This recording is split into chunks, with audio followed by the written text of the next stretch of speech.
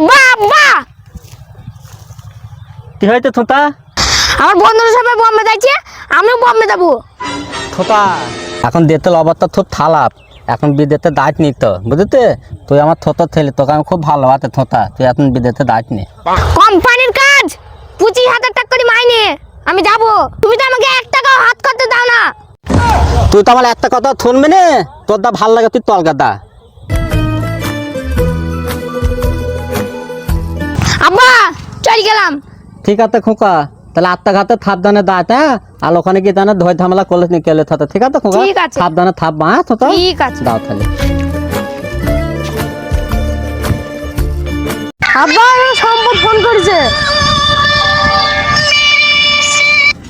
আব্বা আমি 2 মাস ধরে এখানে কাজ করছে, আমাকে 1 টাকা পয়সা দিয়েছে না।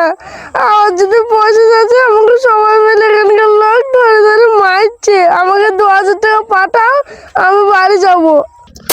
বলে তুই থোতা, তোকে থুলি বাতাম বল বল করে বললাম দাঁত নি, তুই থুলি বাড়তে আমার কথা থুললে নিকো। থুলি বাড়তে মলে বল, থুলি বাড়তা এবার কি করলি বল, আসবি আজকে দা, তোকে আমি 1 টাকা পাতাবো না থুলি বাড়তা।